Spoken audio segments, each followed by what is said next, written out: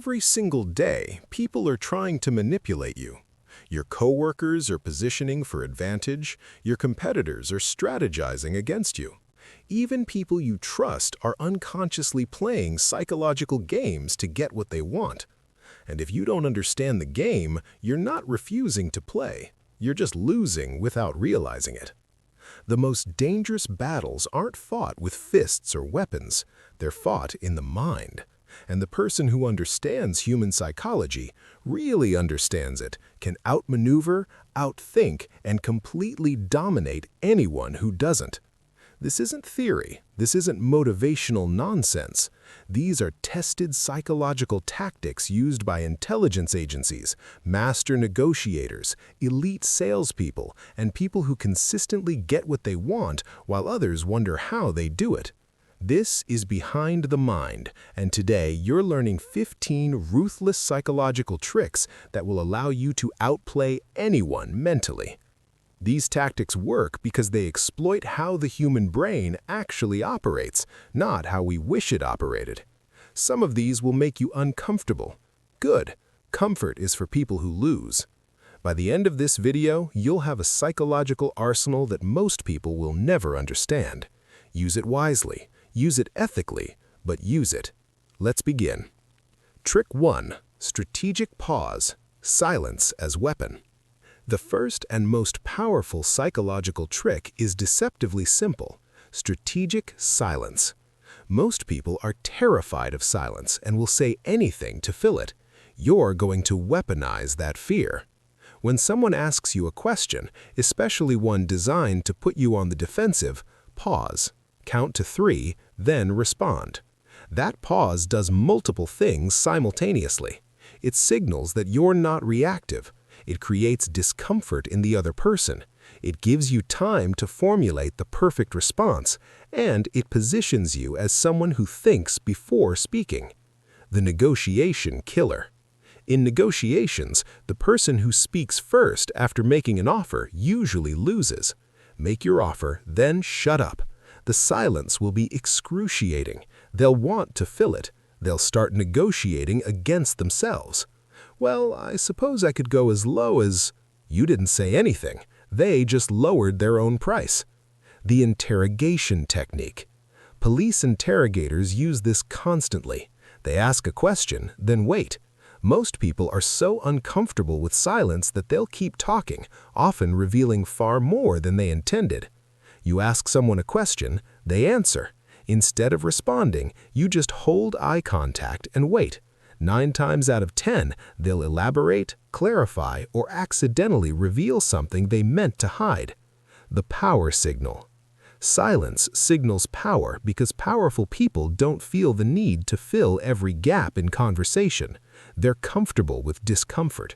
They don't need constant validation through talking. Watch high-level executives, master negotiators, elite poker players. They use silence as a weapon, creating psychological pressure that makes opponents crack. The response control. Here's the advanced application. Use silence to control when and how you respond to provocations. Someone insults you. Instead of immediate reaction, you pause. You look at them calmly. You wait. That pause is more devastating than any comeback. It says, you're not worth an immediate response. I'm deciding whether you're worth responding to at all. The practice. Start small. In your next conversation, when someone asks you something, pause for 2 full seconds before answering. Feel the discomfort. Get comfortable with it, then start using it strategically. Trick 2. The mirroring technique. Mirroring is when you subtly copy someone's body language, speech patterns, or energy level.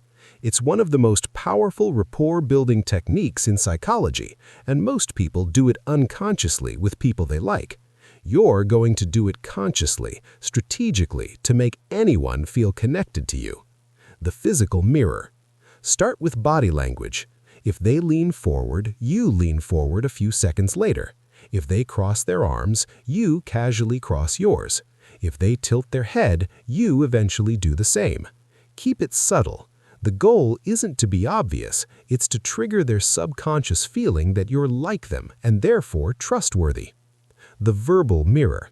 Mirror their language patterns. If they speak slowly and thoughtfully, you do the same. If they're energetic and fast-paced, match that energy. Use their vocabulary. If they say challenge instead of problem, you use challenge. If they say awesome, you say awesome instead of great. This creates unconscious rapport because you're speaking their language literally and figuratively. The emotional mirror. This is advanced. Mirror their emotional state, then lead it where you want it to go. They're anxious? You match that energy briefly, then gradually become calmer. They unconsciously follow you to the calmer state. They're aggressive? You match the intensity for a moment, then gradually de-escalate. They follow. The trust builder. Studies show that people who are mirrored feel more understood, more connected, and more trusting of the person mirroring them, even though they're completely unaware it's happening. Salespeople use this constantly. So do master manipulators. So do skilled therapists. The technique is neutral. Your intentions determine whether it's helpful or harmful. The application. Use mirroring when you need someone to trust you, open up to you, or feel comfortable with you. Job interviews, sales meetings, first dates, difficult conversations. Within minutes, they'll feel like you get them without knowing why. Trick 3. The door-in-the-face technique. The setup. This is one of the most effective compliance techniques in psychology. You ask for something unreasonably large, knowing they'll refuse. Then you ask for what you actually wanted, which now seems reasonable by comparison. Can you work this entire weekend covering my shifts? They refuse. Okay, what about just Saturday morning? Much more likely to agree. The psychology. This works because of the principle of reciprocal concessions. When you compromise by asking for less, they feel obligated to compromise by saying yes. You made a concession, asking for less. Their brain feels the need to reciprocate with their own concession, agreeing to the smaller request. The contrast effect. The second request seems much more reasonable because it's contrasted against the ridiculous first request. Objectively, Saturday morning might still be a lot to ask, but compared to the entire weekend, it feels reasonable. This is why stores put expensive items next to moderately expensive items. The moderate price seems like a bargain by comparison. The strategic application. Use this in negotiations. Start with an extreme position. When they reject it, which you expected, compromise to what you actually wanted. They feel like they won the negotiation by getting you to come down. You got exactly what you wanted from the beginning. The reverse. Foot in the door. The opposite technique works too. Ask for something small first, get agreement, then gradually escalate to what you actually want. Can I borrow your phone charger? Yes.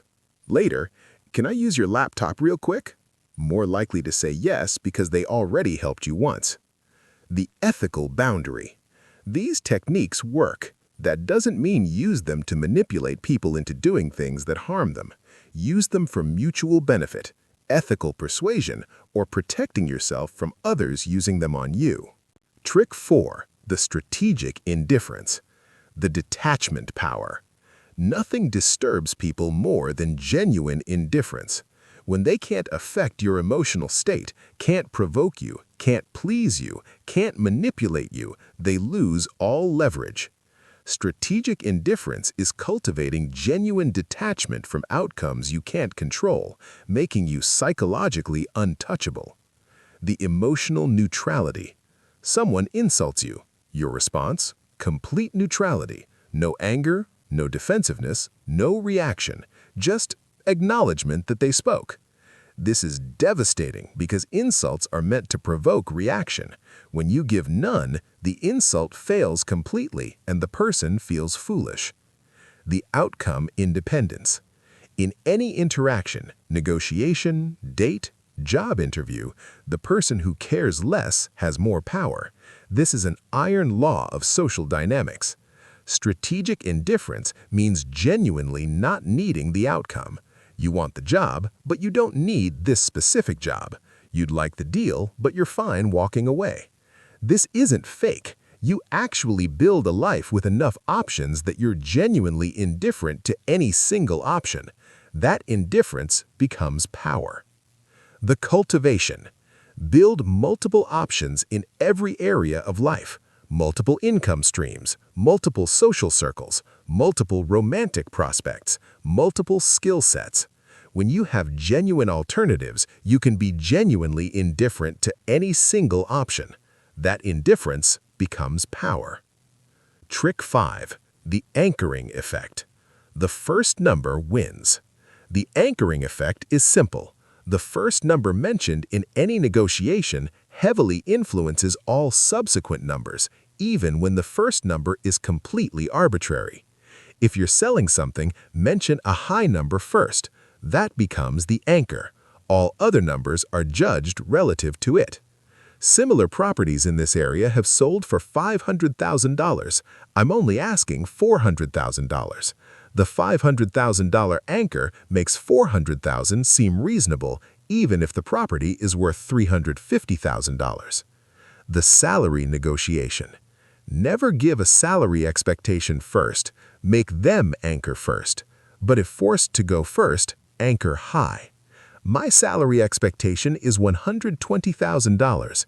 Even if they offer $90,000, it's now anchored against $120,000, making negotiation more favorable than if you'd said $80,000. The perception manipulation. Anchoring works on perception, not just numbers.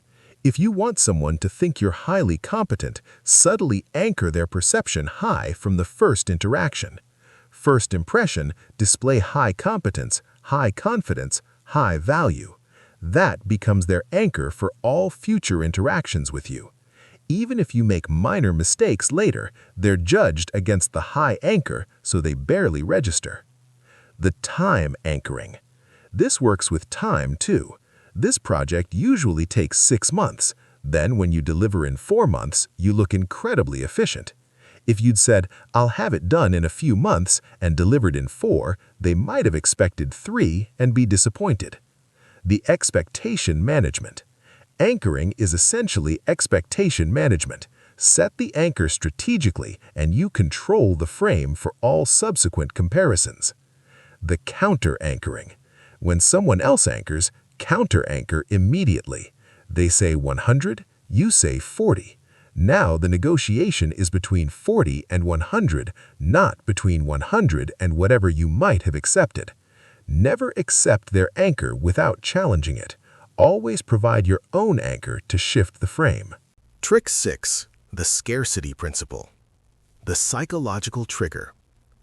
Humans value scarce things more than abundant things, even when the actual utility is identical.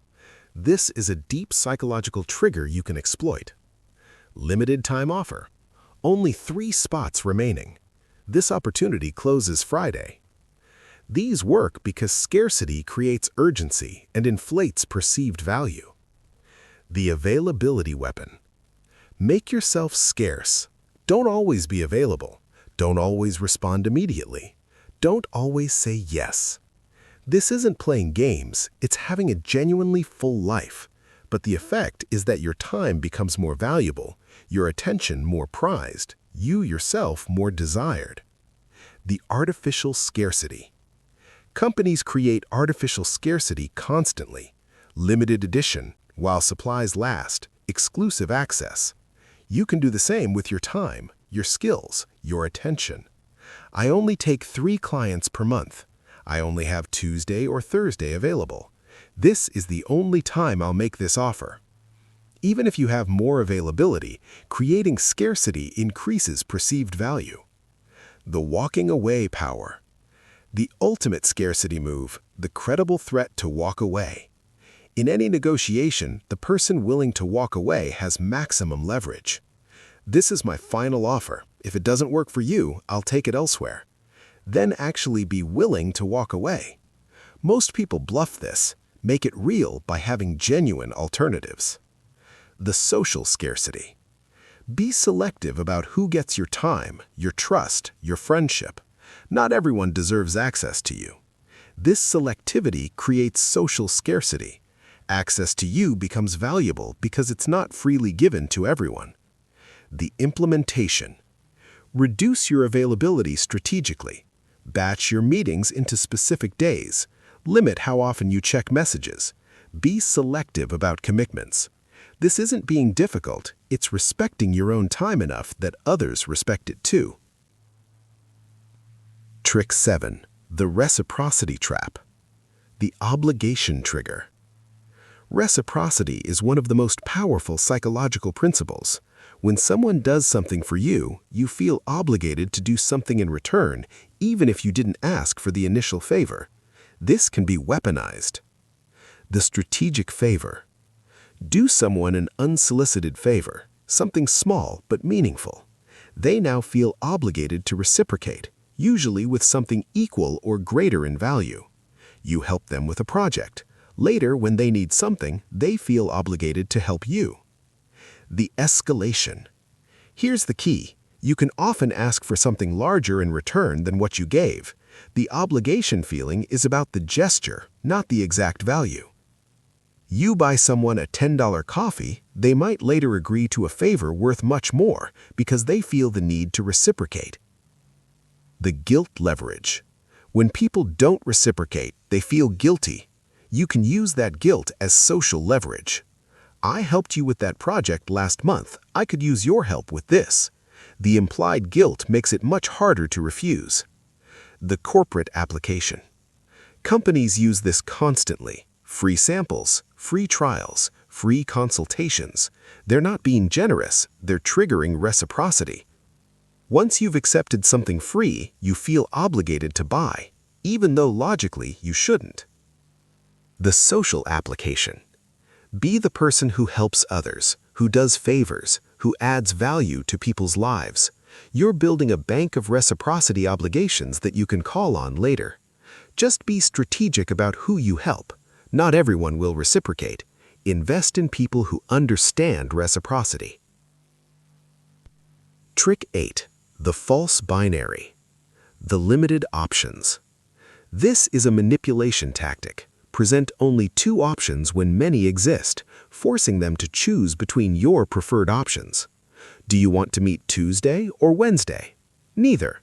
But by presenting only those 2, you increase odds they pick one rather than suggesting a completely different time. The negotiation frame. Do you want to pay $100 now or $120 later? The hidden third option, not buying at all. But by framing it as a binary choice, you make them choose between your 2 options. This works in sales constantly. Would you like the red one or the blue one? Presuming they're buying, just asking which one.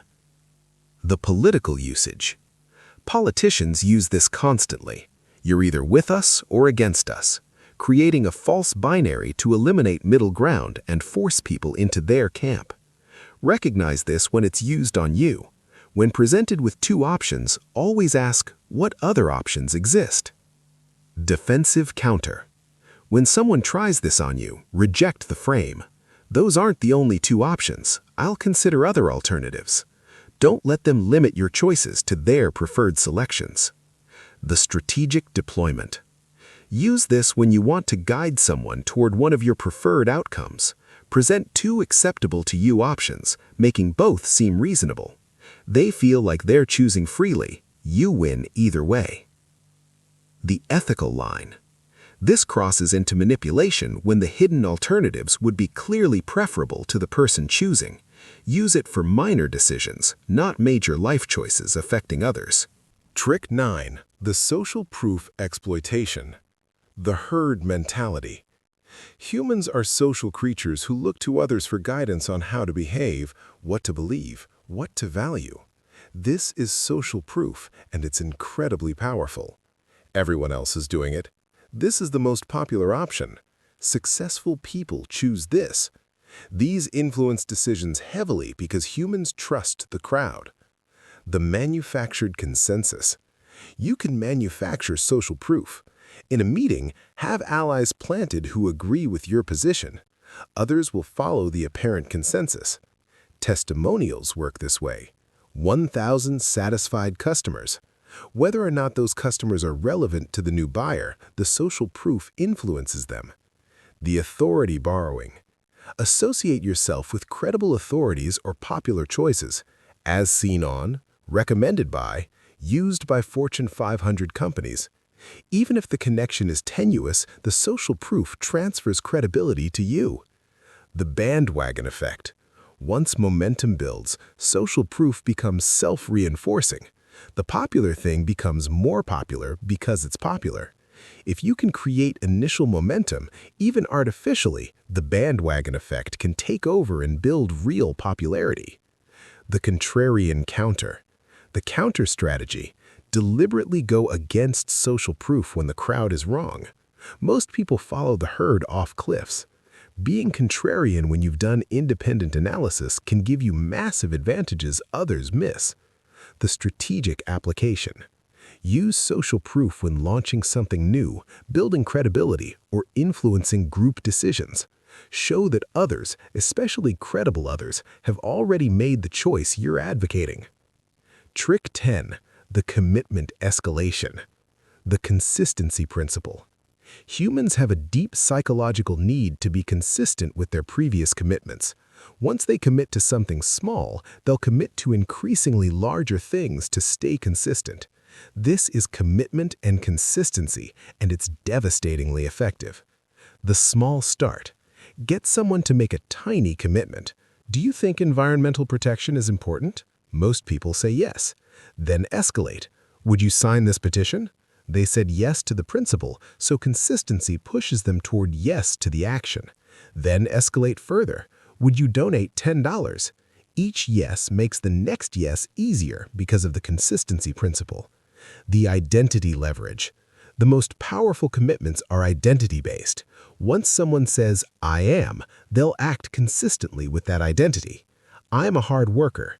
Now they'll work hard to stay consistent with that self-image. Get someone to claim an identity, and you can leverage that identity to influence future behavior. The public commitment. Public commitments are stronger than private ones. Once someone commits publicly, the social pressure to follow through is enormous. Get people to commit publicly to supporting you, helping you, buying from you. They're now locked in by social pressure to maintain consistency. The written commitment. Written commitments are even stronger. Get it in writing. Even a casual text or email creates psychological commitment that's harder to back out of than verbal agreement. The progressive escalation. Start small, then gradually increase asks. Each yes makes the next yes easier because of the consistency principle. This is how cults work, how multi-level marketing works, how lots of manipulation works. Defend against it by recognizing when you're being escalated and breaking the chain early. Trick 11. The emotional labeling. The diffusion technique. FBI hostage negotiators use this. Label the other person's emotions explicitly. This diffuses emotional intensity and creates rapport. You seem frustrated with this situation. Simply naming their emotion reduces its power and makes them feel understood. The tactical empathy. This isn't genuine empathy, it's tactical. You're labeling emotions to gain strategic advantage, not because you care, though you might. It sounds like you're concerned about the timeline.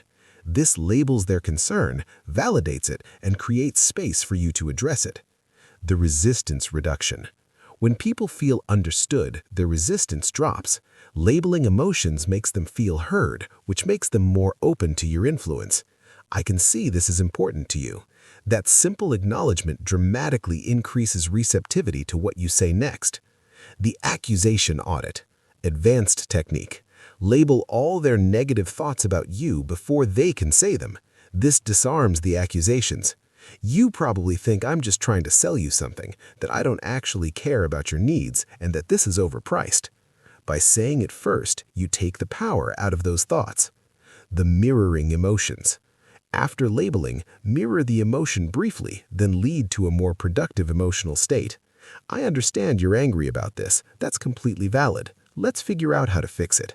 Validate, then redirect. The application. Use emotional labeling in any conflict, negotiation, or difficult conversation.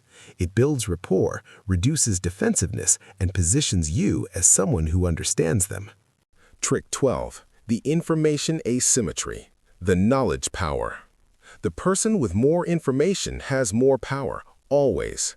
Information asymmetry is one of the most reliable sources of advantage.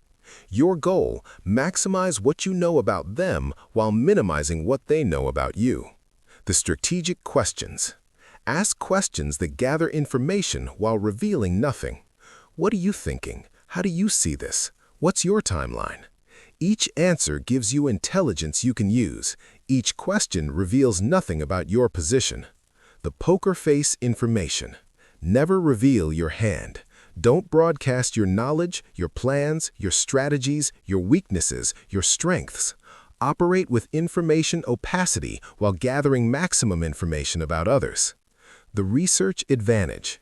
Before any interaction, research thoroughly. Know who you're dealing with, their background, their motivations, their pressures, their alternatives. Walk into negotiations knowing more about their situation than they know about yours. This is overwhelming advantage. The confession trap. People love to talk about themselves. Let them. Ask questions, appear interested, stay quiet. They'll tell you everything you need to know while you reveal nothing. Then use that information against them or for mutual benefit depending on your ethics. The intelligence gathering. Treat every interaction as intelligence gathering. What are their pressure points? What do they value? What are they afraid of? What do they want? Store this information. Use it when needed. Trick 13. The frame control mastery. The reality definition. Frame is who defines reality in an interaction. The person who controls the frame controls the interaction. If they frame the meeting as, "You need to prove yourself to me," you're operating in their reality. Reject that frame. Impose your own. The reframe technique. When someone tries to frame you negatively, reframe immediately. Them, "Why should we hire you?" You, "The real question is whether this position aligns with my career goals." You've taken their frame, you proving yourself, and flipped it, them proving themselves worthy of you. The assumption control. Control the interaction by controlling the assumptions. Don't ask, "Can I have a raise?" Ask, "When can we discuss my raise to market rate?" The first accepts the frame that a raise is questionable. The second assumes the raise is happening and only timing is negotiable. The power frame. Always operate from a frame of equal or superior power regardless of actual hierarchy. Don't act subordinate. Act like a peer even when you technically aren't. This frame alone often creates the reality it assumes. The frame test. People constantly test your frame. Prove it. Why should I? That's too expensive. These are frame challenges. Don't fall into the defensive frame. Reframe. I don't need to prove anything. Either you see the value or you don't. Frame held. The frame maintenance. Once you establish frame, defend it. Don't let others pull you into their frame. Stay in your reality. Make them operate in your frame. This is exhausting at first, but becomes automatic with practice. Trick 14. The strategic vulnerability. The calculated opening. Strategic vulnerability is deliberately revealing a weakness to create trust, disarm suspicion, or manipulate perception. This is different from genuine vulnerability. This is calculated, controlled, and strategic. The trust builder. Revealing a minor weakness makes you seem authentic and trustworthy. People trust those who admit flaws more than those who claim perfection. I'll be honest, I'm not great at the technical details, but my strategic vision is solid. The admission of weakness makes the claim of strength more credible. The disarming tactic. When someone expects you to be defensive, being vulnerable disarms them completely. They accuse you of something. Instead of denying, you agree partially. "You're right, I could have handled that better." This disarms their attack and positions you as reasonable. The control mechanism. The key, you control what you reveal and when. You're showing vulnerability on your terms, not being genuinely vulnerable. This is why it's strategic. You're appearing open while actually maintaining complete control. The reciprocity trigger. When you're vulnerable, others feel safe being vulnerable. This triggers reciprocity. They reveal their weaknesses, which you can use. You share a calculated weakness, they share a genuine one. Now you have leverage. The boundary. Know the difference between strategic vulnerability, controlled, calculated, purposeful, and actual vulnerability, uncontrolled, emotional, exploitable. Use the first, never accidentally slip into the second with people who haven't earned real trust. Trick 15, the outcome projection. The assumed close. Act as though the outcome you want is already decided. This creates psychological momentum toward that outcome. When we start working together, not if you decide to hire me. The assumption that it's happening makes it more likely to happen. The inevitable frame. Frame your desired outcome as inevitable, natural, obvious, not as something to be debated. Obviously, we'll want to move forward with this. The word obviously makes disagreement seem unreasonable. The mental rehearsal. Get them mentally rehearsing the outcome you want. Imagine how this will work once we implement it. Picture yourself using this. Mental rehearsal creates psychological commitment to the outcome. The presupposition language. Use language that presupposes your desired outcome. Would you prefer option A or option B? Presupposes they're choosing one of your options. When should we schedule the follow-up? Presupposes there will be a follow-up. The certainty projection. Project absolute certainty about the outcome. Certainty is contagious. If you're certain, others become certain. Doubt is contagious too. Project certainty even when you feel doubt internally. The reality creation.